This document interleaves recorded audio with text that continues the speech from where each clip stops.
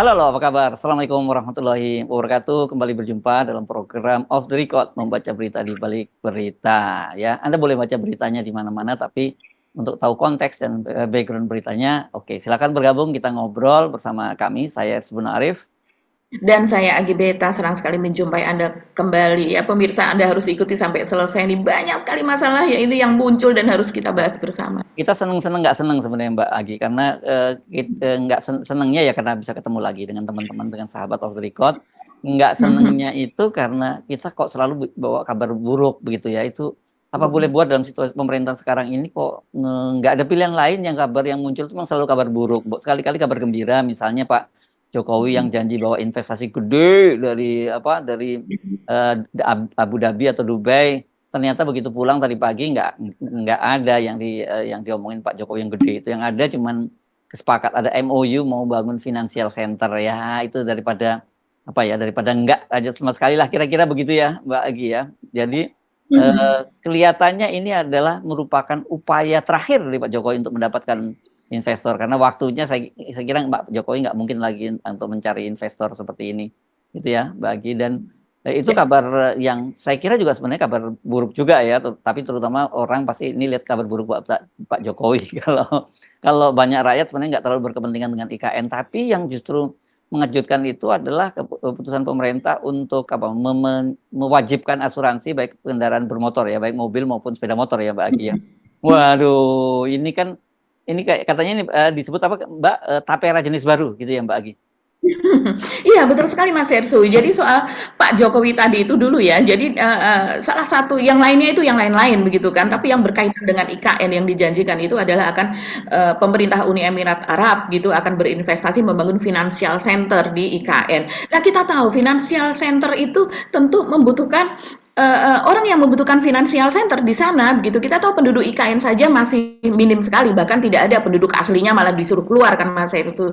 Biasanya financial center ini kan diikuti dengan perkembangan UKM, diikuti dengan perkembangan perusahaan-perusahaan, dan kemudian sudah ada crowd di situ, yaitu orang-orang yang membutuhkan itu, begitu membutuhkan jasa dari financial center tersebut.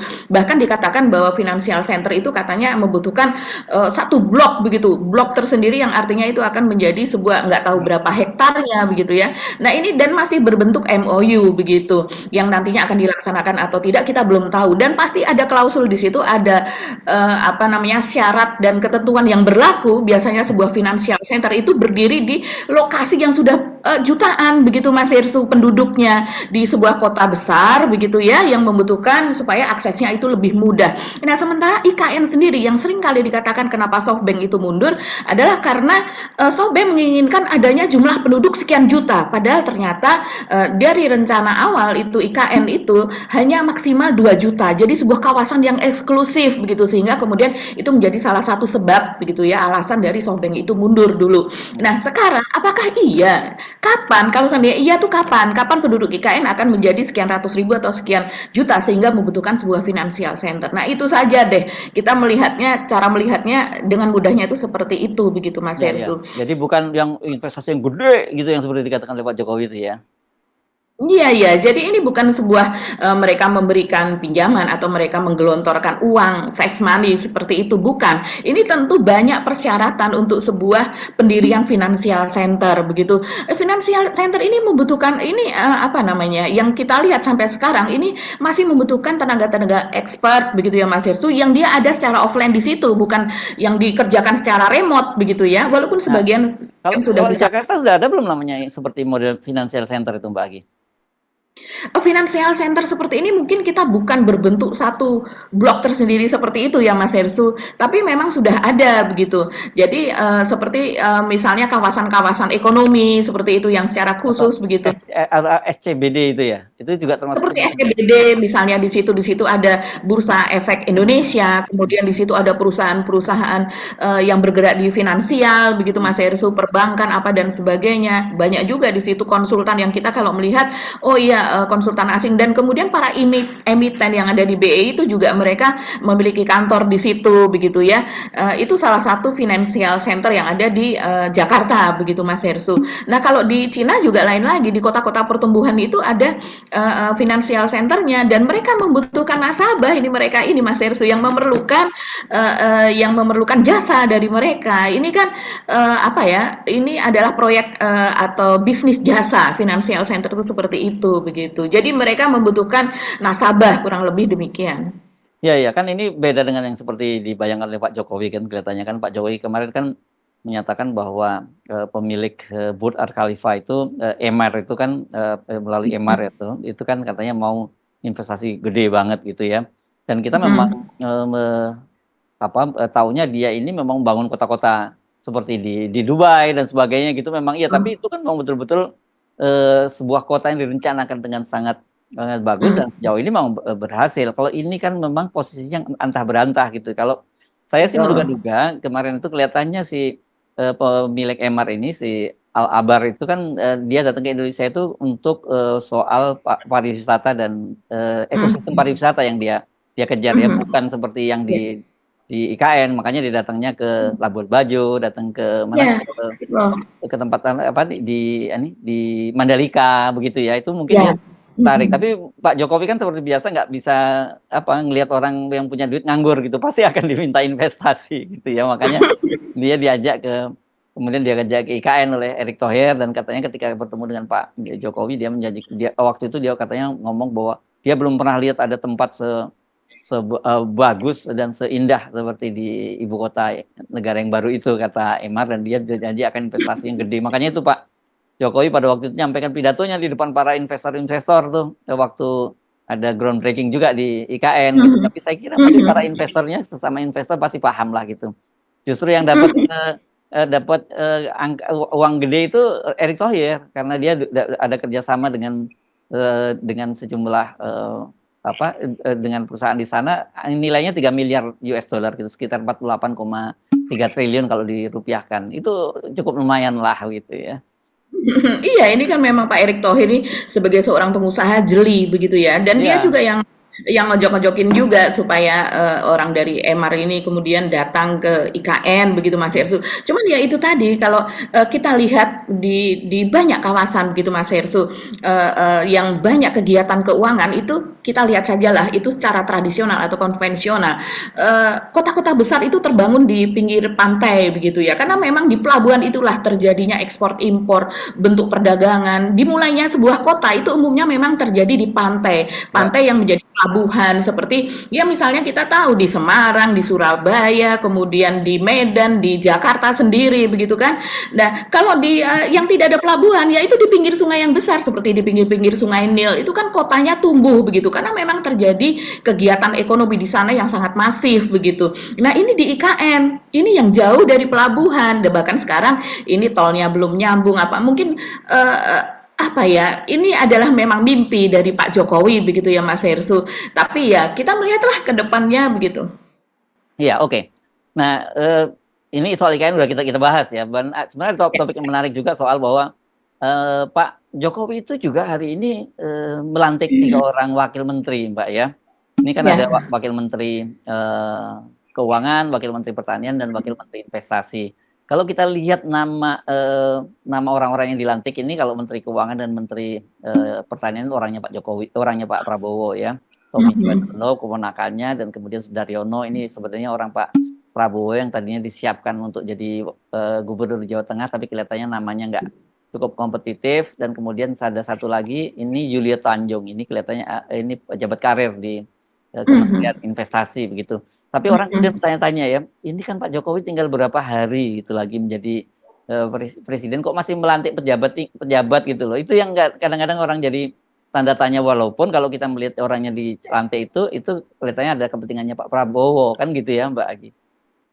Iya, kalau kita melihat begitu ya Mas Hersu ya, bahwa mereka ini cuma tinggal 3 bulan, apa yang harus dilakukan? Ya sepertinya mereka magang lah, dan mereka untuk mengetahui begitu apa saja yang terjadi di sana, seperti misalnya di Kementerian Keuangan, kita tahu ini kita defisit gitu, utang yang gede banget, utang jumbo yang harus dibayar, belum lagi utang yang harus dibayar per tahun ini sampai dengan akhir tahun, dan kemudian yang harus dibayar tahun depan 2025 yaitu lebih dari sekian 800 triliun lebih begitulah ya.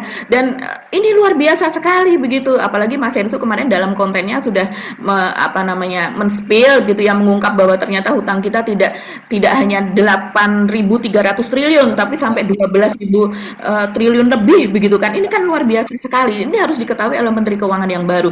Dan kita tahu memang Thomas Djiwandono ini anak dari mantan Gubernur BI Profesor Soedradjat Djiwandono yang ahli keuangan begitu ya. Dan kemudian selama ini memang dia menjadi bendahara umum di Gerindra dan orang kesayangan, bukan orang, ya tentu saja kesayangan karena keponakan sendiri, tapi adalah orang kepercayaan, dan dia juga banyak menjalankan bisnis Prabowo selama ini begitu ya Mas Hersu. Jadi orang yang dipercaya gitu di dalam keluarga. Jadi saya rasa memang Prabowo ini membutuhkan orang yang istilahnya begini, kalau dia masih ada bagian dari keluarga, dia tidak akan menelikung paman sendirilah, tidak akan menjebloskan gitu. Karena kalau saya melihat nuansanya saat ini, bagaimana kondisi keuangan di masa akhir Jokowi ini Ibu Sri Mulyani ini nantinya bisa orang kemudian setelah tidak menjabat, tidak ada perlindungan dari Pak Jokowi, orang mempersoalkan loh Mas Hersu, kok dengan keinginan Pak Jokowi yang ingin ini, ingin itu, PSN yang jumlahnya terus bertambah luar biasa, kemudian ada kewajiban kepada BUMN begitu ya, dan ada penyertaan modal negara yang masif begitu, dan kemudian ternyata setelah diberikan PMN tapi para BUMN tersebut kolaps dan kemudian merugi begitu. Ini bisa dipertanyakan kebijakan dari Ibu Sri Mulyani ini nantinya begitu. Tentunya Pak Prabowo tidak ingin itu akan terjadi lagi begitu kan. Jadi saya rasa Thomas Djiwandono ini adalah salah satu kandidat kuat begitu ya untuk Menteri Keuangan nanti di masa Pak Prabowo. Tapi yang satu lagi ini Sudaryono begitu ya Mas Hersu. Ini kan kita ketahui bahwa memang masih muda dan kita memerlukan orang-orang muda yang cerdas. Tapi dengan kapasitas Sudaryono ini, kalau saya sih cenderung ragu, walaupun saya mengenal Mas Sudar ini gitu. Kita manggilnya Mas Sudar, dia orangnya baik begitu ya. Tapi dengan jejaknya dia dulu ya, kita tahu dari Taruna Nusantara, SMA Taruna Nusantara, dan kita tahu orang di circle Pak Prabowo yang menjadi aspri, yang menjadi ajudan, kebanyakan memang mostly itu dari lulusan Taruna Nusantara. Karena Pak Prabowo ini menyenangi, kita tahu di sekelilingnya orang-orang yang good looking, mempresentasikan orang yang tidak hanya cerdas tapi juga terlihat sehat begitu kan. Dan Pak Prabowo orang suka joke begitu, dia senang yang asal bisa baris berbaris lah, bisa padahal juga tidak seperti itu, dan yang bisa bahasa Inggris begitu kan. Nah, Sudaryono ini memiliki jejak dari Taruna Nusantara, kemudian dia sekolah ke Jepang, balik ke Indonesia bertahun-tahun menjadi aspri atau ajudan dari Pak Prabowo. Jadi pengalaman terbesarnya dan terlamanya adalah menjadi orang dekat dari Pak Prabowo, walaupun dia juga memegang koperasi Gerindra begitu. Terus kemudian dia juga menjadi beberapa begitu ya lembaga begitu di bawahnya Gerindra begitu, dia yang pegang begitu Mas Hersu. Dan dia juga anak petani dari Grobogan dan digadang menjadi ketua DPD Gerindra Jawa Tengah. Tapi dari pengalamannya dalam bidang pertanian, walaupun dia anak petani ya Mas Hersu, kalau saya melihat itu masih banyak orang yang jauh lebih berpengalaman, lebih kompeten. Ini kalau seandainya Sudaryono ini memang 3 bulan ini magang dan kemudian diproyeksikan menjadi Menteri Pertanian begitu ya, saya rasa kapasitasnya masih kurang gitu. Belum lagi juga ada jejak persoalannya di Jawa Tengah ya, selama dia di Jawa Tengah kemarin tuh Mbak, dengan saya lupa, dengan apa namanya? BPR. Bang Jepara kalau tidak salah ya, mohon maaf kalau seandainya ini salah. Iya memang namanya sempat disebut ya Mas Hersu, itu memang ada semacam kredit begitu ya, yang kemudian kredit itu kabarnya itu digunakan begitu untuk untuk pilek atau untuk pilpres atau begitu, karena kita baru saja yang sudah kita lalui adalah pilpres dan pilek begitu ya. Saya tidak tahu penyelidikannya lebih lanjut bagaimana, karena ini kan data dari PPATK begitu, yang waktu itu PPATK memang menyebutkan banyak sekali dana-dana yang dana-dana yang digunakan untuk pemilu begitu ya. Nah, ini salah satu yang terjadi di Bank Jepara, kayaknya kalau nggak salah bank ini sekarang ini menuju kolaps kolaps atau bagaimana begitu ya Mas Hersum. Jadi ada persoalan lah. Nah, dananya itu 100 miliar lebih begitu. Nanti teman-teman off the record dapat mencarinya, tinggal di Google saja begitu ya. Dan di situ kemudian menyebutkan beberapa nama, dana itu di apa namanya? Dana itu keluar begitu kepada debitur begitu, dan kemudian ternyata ini disetorkan lagi ke pihak tertentu begitu, dan diduga dana ini kemudian digunakan untuk kegiatan pemilu tersebut begitu Mas Irsu. Nah, ini kan tidak boleh begitu Mas Irsu, apalagi mungkin kalau saya duga sih ini alasan untuk dana itu mungkin bisa jadi kalau BPR itu biasanya untuk UKM, untuk kegiatan UKM apa dan sebagainya, pemberdayaan dan sebagainya begitu ya, selain untuk kebutuhan personal. Tapi dana yang sekian besar untuk sebuah BPR itu ya bisa membuat BPR tersebut kemudian kolaps Mas Hersu. Yes, oke. Ya, ini ya, jadi mereka dilantik ini juga sebenarnya aneh, waktunya 3 bulan kemudian dilantik pejabat baru setingkat level wakil menteri begitu ya. Ya, tapi kalau ngomongin Pak Jokowi mungkin kalau kita nggak aneh ya bukan Pak Jokowi lah begitu ya, nggak nabrak pakem bukan Pak Jokowi. Tapi yang saya kira juga tidak kalah menariknya itu soal, kalau masih kaitan dengan Pak Prabowo, saya kira soal makan siang gratis itu Mbak Agi, yang kemarin sempat ramai sekali karena dikabarkan tim ekonominya Pak Prabowo itu sudah menyepakati untuk menurunkan cost-nya ya, jatah makan siang gratis itu menjadi 9.500 sampai bahkan 7.500 per anak begitu. Dan kemudian orang tanya-tanya, ini kalau 7.500 dapat apa ya? Apalagi kan kalau kemudian ada vendornya ya. Kan vendornya pasti minimal dia juga dapat mencari untung juga, dan packagingnya dan sebagainya, pengolahannya kan pasti ada harganya. Katakanlah kalau kemudian betul 7.500 dan kemudian dari vendornya ngambil kecil aja 1.000, itu kan udah tinggal 6.500. Kalau 2.000 tinggal 5.500. Bisa dapat apa hari gini untuk makanan seperti itu gitu ya, apalagi di kota-kota besar gitu. Nah, itu tadi Mas Hersu. Ini menjadi trending topik Mas Hersu di X, di Twitter ya. Trending topiknya Rp7.500 begitu. Dari kemarin sampai dengan hari ini masih rame. Dan kalau itu kita berasumsi ya, di berbagai seperti bansos apalah segala macam ya Mas Hersu, yang isinya itu misalnya sarden, beras apa dan sebagainya, itu kan memang ada jasa vendor dan juga jasa orang-orang yang bekerja begitu ya. Jasa vendor tuh biasanya malah sampai 20% loh Mas Hersu. Belum lagi orang untuk makelar atau orang dalam atau ordal begitu. Ya nggak mungkin ordalnya nggak dapat kan gitu ya.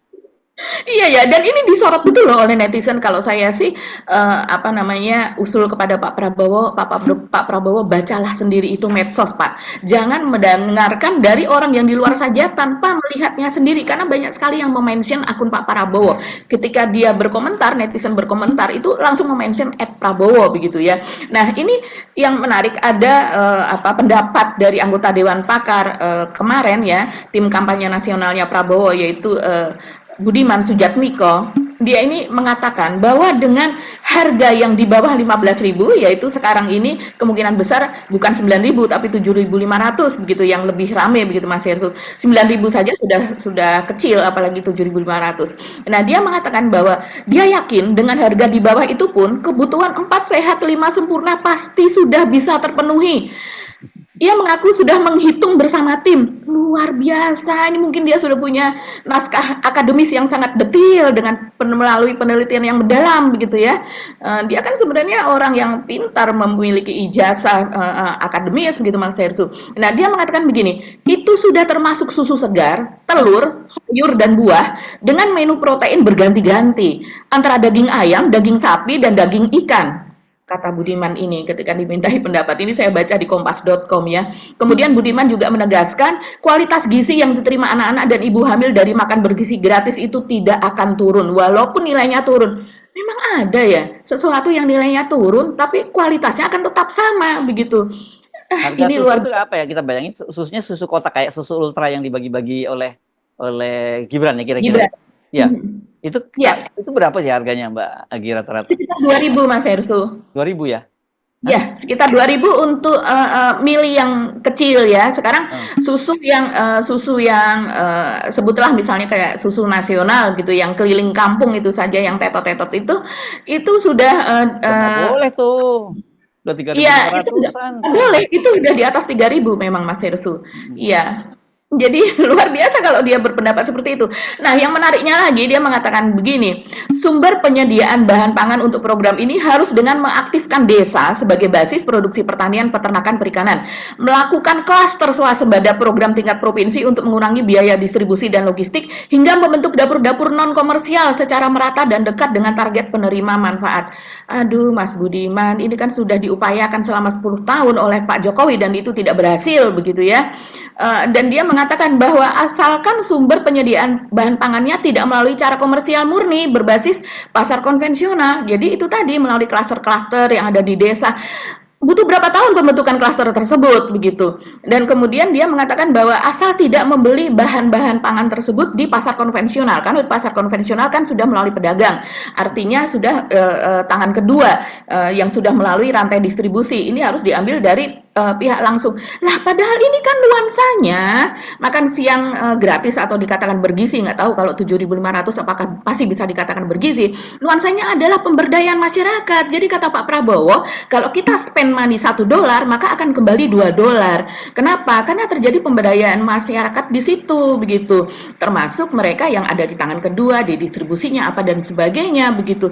Nah, ini kalau kemudian mereka akan melakukan seperti ini, belum lagi ini butuh waktu, berarti nggak bisa tahun 2025. Ya. Klasterisasi pangan apa dan sebagainya. Dan kita tahu Mas Ersu, yang dia sebutkan dia tadi, katakanlah dia mengatakan ada berganti-ganti antara daging ayam, daging sapi, daging ikan. Lah, yang namanya susu saja dikatakan susu juga. Susu itu susu masih impor. Jangankan susu, berasnya aja banyak yang masih impor, Ya, ya. begitu. Dan sekarang produksi beras turun terus, daging sapi, oke itu juga masih impor begitu. Bahkan ada kemudian ada yang menyindir seperti ini Mas Hersu. Jadi memang dulu kampanye itu adalah yang penting menang dulu lah. Apa yang akan terjadi kemudian ya itu akan dihadapi kemudian tanpa ada itu tadi, tanpa ada penelitian, naskah akademis dan sebagainya. Pokoknya yang penting asal ngomong, yang penting joget begitu. Iya iya iya iya. Ini Mas, kalau saran saya sih lebih baik tetap 15.000 walaupun jangkauannya terbatas itu kan akan lebih kelihatan ya daripada dipaksakan. Ini kan mungkin mereka mikirnya karena kan tadinya targetnya 82,9 juta orang ya Mbak Agi ya, dan anggarannya pada waktu itu 450 triliun kan diperkirakan begitu ya di estimasinya. Jadi kalau kemudian tiba-tiba yang diberikan oleh Sri Mulyani hanya 71 triliun ya cuma seperlimanya kan gitu ya. Ya saya kira targetnya aja diturunkan dan dikomunikasikan dengan baik pada masyarakat gitu ya, bahwa oke, situasinya pemerintah memang sedang sangat berat, tapi sebagai komitmen saya untuk itu kita akan memulainya dengan anggaran yang ada. Mestinya kan begitu. Karena timbang pilihannya nanti kemudian ternyata untuk memenuhi janjinya itu kemudian meningkatkan rasio utang gitu ya, seperti dikatakan oleh Hasyim Joyo Hadikusumo, kan dia menyatakan dia udah malah konsultasi dengan Bank Dunia untuk meningkatkan rasio utang kita terhadap PDB itu sampai 50%. Kan itu yang sebenarnya kemudian banyak investor yang begitu ini langsung mengerincit dahinya berkerenyit dan kemudian ya menarik kapitalnya dari Indonesia gara-gara seperti itu terjadi capital outflow gitu. Iya, dan sekarang ini sebetulnya Mas Hersu saya nggak yakin kalau yang harus didanai itu masih 82 juta. Mungkin sudah bertambah berjuta-juta Mas Hersu. Banyaknya PHK dari sektor industri tekstil saja begitu ya. Itu dikabarkan ada sekitar 150.000 begitu Mas Hersu yang di PHK. Nah, ini kolaps dan berkepanjangan dan bukan yang membaik tapi malah terus bertambah begitu. Nah, apakah mereka ini kan jadinya anak-anaknya termasuk jadi dalam anak-anak miskin, dan kemudian juga apalagi kalau misalnya ibu hamil di antara mereka juga termasuk ibu hamil yang harus dibantu begitu Mas Hersu. Dan kemudian saya masih ingat Mas Hersu pada waktu kampanye itu juga disebutkan bahwa nilai yang dari APBN itu, tapi angkanya saya lupa ya, dari APBN bantuan APBN tersebut, anggaran APBN itu hanya sekitar 40% sampai 60% itu dari anggaran makan siang yang yang nantinya akan dikerjakan. Nah, sisanya dari mana? Sisanya akan diambil dari sumber-sumber lain begitu. Ketika itu kan sempat rame. Nanti akan ada yang menduga akan diambil dari sumber pendidikan karena Pak Prabowo juga pernah mengatakan anggaran pendidikan sampai 600 triliun begitu kan. Nah, kalau seandainya kita berapa triliun itu sudah bisa masuk ke dalam itu begitu. Kemudian orang protes, "Oh, jangan sampai 600 triliun saja itu kita masih banyak yang putus sekolah, terus kemudian untuk yang beasiswa dan sebagainya kemarin jadi masalah, kemudian perguruan tinggi juga menaikkan biayanya begitu kan. Jadi ya memang nggak bisa Mas Ersu kalau diambil dari bidang kesehatan, terus kemudian pendidikan, apalagi untuk bidang budaya apa dan sebagainya harus dari sumber lain. Dan dari pihak TKN ketika itu ada yang mengatakan bahwa ini kalau tidak salah Derajat Wibowo, Mas Ersi mengatakan ini ada sumber-sumber yang luar biasa begitu Ada kan, pohon yang uang pada waktu disebutnya. bahkan Ya, menyebut sebagai pohon uang. Dan mhm, ketika ditelisik, ini yang dimaksud adalah seperti misalnya hasil sitaan gitu, hasil korupsi apa dan sebagainya yang kemudian ya, dikembalikan kepada negara itu ya. bisa dialokasikan untuk ini. Nah, sekarang kemana itu sumber-sumber pohon Nah, uang ya. itu tadi? Kok Nah, harus ini tergantung contohnya 100%? ini ada tanda-tandanya Mbak dengan keputusan pemerintah akan memberlakukan asuransi untuk sepeda motor dan mobil. Itu Betul. terlihat, nah, itu juga pasti kan banyak orang memperkirakan ini Hmm. cara paling mudah buat pemerintah ya majekin rakyatnya kayak gitu. Segala macam sumber daya yang ada apapun dikeruk dari rakyat itu. Iya, ini luar biasa sekali ya. Ini mungkin masih banyak yang belum tahu. Ini memang menjadi amanat dari undang-undang Omnibus Law gitu, Hmm. undang-undang yang langsung rombongan besar itu tadi ya. Ini di bidang keuangan, yaitu OJK atau Otoritas Jasa Keuangan ini mulai bulan Januari 2025. Ini harusnya ternyata tadinya rencananya itu pada bulan Januari 2024 Mas Hersu, tapi karena ada pemilu pergantian presiden dan sebagainya kemudian ditunda menjadi Januari 2025. Dan isinya klausulnya adalah bahwa semua kendaraan bermotor nantinya harus berasuransi. Ini luar biasa sekali. Ini banyak sekali yang mengatakan habis tapera terbitlah ini asuransi kendaraan bermotor. Berapa sih jumlah kendaraan bermotor di seluruh Indonesia? Ternyata jumlahnya untuk 34 provinsi karena 4 provinsi masih baru ya Mas Hersu. Data yang sudah terdata di Polda 34 provinsi itu kalau dijumlahkan mencapai 160 juta 652 unit lebih itu motor, kemudian semuanya lah mobil, kendaraan yang lebih besar lagi begitu. Nah ini jumlah setelah kita kita ini rinci itu mobil pribadi mendominasi sebesar 19 juta 900 ribu sekitar itu. Kemudian jumlah bis itu 269 unit, kemudian kendaraan angkut dan sebagainya gitu 6 juta 120 begitu Mas Hersu. Termasuk itu ada pemadam kebakaran apa dan sebagainya dan juga motor begitu ya. Nah ini kalau per unitnya saja itu 100 ribu padahal tidak mungkin ya kalau mobil itu asuransinya 100 ribu begitu. Kalau memakai asuransi yang biasa ya yang reguler begitu Mas Hersu itu sudah kita mendapatkan 16 triliunan dana segar begitu ya. Dan ini yang kemudian dari para buruh begitu sudah dini hari ini sudah menolak. Begitu juga dengan partai buruh. Mereka mengatakan bahwa ya iyalah ini jumlah gaji mereka saja sudah mepet, mepet sekali begitu. Masih akan dipotong kewajiban untuk asuransi. Dan padahal orang-orang kecil papan bawah ini ya Mas Ersu memiliki motor itu seperti menjadi sebuah kewajiban. Karena kalau tidak mereka akan spend money lebih besar untuk kendaraan umum, apalagi kalau itu di daerah. Ini kebijakan saya rasa akan mendapatkan tentangan yang sangat luas seperti halnya Tapera. Saya membayangkan dalam satu rumah tangga di bahkan mohon maaf ya di kalangan kelas bawah itu sepeda motor bisa sampai 3 sampai 4 loh karena mereka mengandalkan semua untuk transportasinya mereka. Jadi bayangkan itu berapa tambahan dana yang harus keluar dari keluarga-keluarga miskin ini kalau meskipun kita nggak bisa sebut miskin ya kalau punya sepeda motor 4 ya, tapi bagaimanapun juga ekonomi mereka itu kan ada di bawah dan itu semua harus bayar asuransi. Ya kan ini. Ya betul, ini saya kira bahkan ini menurut saya lebih parah dari Tapera Mbak kalau ini kelihatannya. Iya betul Mas Ersu. Karena kalau Tapera jumlahnya kan pun saya ya, Tapera kan hanya pekerja yang dikenakan kan. Kalau ini kan sepeda motor misalnya dalam satu rumah ada 2 sampai 3 bahkan sampai 4 ya semuanya kena gitu dan biasanya kan ada anaknya untuk sekolah. Dia punya, ini semua punya. Ya ini berat sekali ya ada beban hidup rakyat kita kalau ini semua dikenakan pajak semacam ini. Belum lagi kan PPN juga dinaikkan kan jadi 12% kan, Mbak? Betul betul. Selain kenaikan 12% itu juga sudah banyak yang teriak. Nah, sekarang banyak sekali yang di-PHK, Mas Hersut. Hmm. Mereka harus bayar tanpa, dipilah-pilah. Mereka misalnya yang habis kena PHK nggak usah lah ya pakai asuransi dulu gitu. Ini asuransinya adalah asuransi, untuk pihak ketiga, Mas Hersut. Jadi sebetulnya ini asuransi bagus begitu ya. Jadi, misalnya kita punya kendaraan, kita asuransikan ini bukan all risk atau, total loss only, bukan seperti itu, tapi asuransi untuk pihak ketiga kalau terjadi kecelakaan maka ada pertanggungjawaban kepada pihak ketiga yang merugi tersebut begitu. Ini memang diterapkan misalnya di berbagai negara maju, tapi itu di negara yang memang sudah stabil, terus kemudian ekonominya lebih baik, subsidinya banyak apa dan sebagainya, mereka juga bayar pajak lebih lebih tinggi. Kenapa? Karena pendapatannya tinggi. Ya kalau mau seperti ini naikkan dulu pendapatan rakyat, stabilkan dulu ekonomi begitu kan, turunkan hutang-hutangnya begitu. Kita belum mencapai seperti itu, tapi ingin membebani rakyat dengan beban yang sama seperti halnya di negara yang majunya lebih bagus dari kita. Gitu. Oke. Masih ada yang lain yang tadi kita janjikan mau bahas? Ya, ini saja Mas Hersut. Sekarang ini yang sedang ramai soal BBM ini juga walaupun tidak trending topik tapi banyak sekali dibahas gitu Oh, ya. yang soal Dan yang rencana yang disampaikan oleh Pak Luhut ya, tapi sudah dibantah oleh Pak Jokowi itu. betul itu juga BBM begitu ya.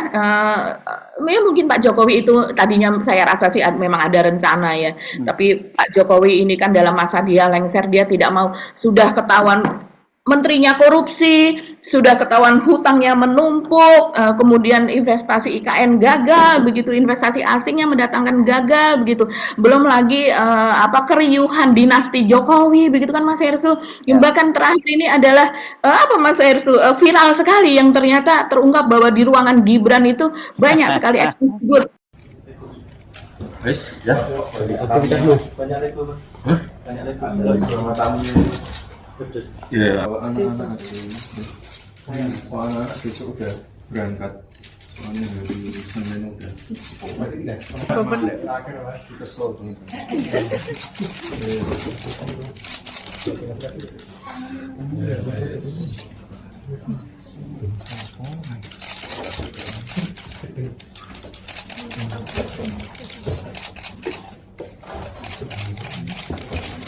Action figure itu luar biasa. Anak saya marahi Mas Hersut untuk koleksi itu. Saya bilang itu koleksi anak orang kaya dan tidak bermanfaat. Tapi ini adalah investasi mereka lah yang ada di komunitas tersebut begitu. Tapi melihat bagaimana banyaknya action figure dan juga mainan Tamiya yang dikardusin oleh Gibran ini saya luar biasa ya. Di mana tumpukan berkas-berkas, di mana tumpukan peraturan-peraturan begitu. Jadi banyak sekali Mas Hersut itu dari netizen begitu yang mengatakan bahwa ini anak masih senang main tapi udah dijadiin wali kota dan bahkan sekarang menjadi wakil presiden begitu ya. Iya. Wali kota saja mainannya yang ditaruh di kantornya sudah sedemikian banyak, apalagi menjadi wakil presiden yang dia nanti menempati sebuah istana presiden begitu ya Mas Hersut. Ini memang luar biasa sekali sih. Bapak istana Tamiya kan bisa jadi nanti istana Tamiya. Oh, tapi dia katanya tidak akan tinggal di istana. Oh, tapi kan ini ruang kerja ya, Mbak ya, bukan tempat tinggal ya. Iya betul. Ini ruang kerja di balai kota, makanya kukut-kukut lah istilahnya, beres-beres begitu. Ya begitulah. Dan ini karena banyak sekali persoalan Mas Hersut ya. Saya lihat itu kecenderungannya di media sosial.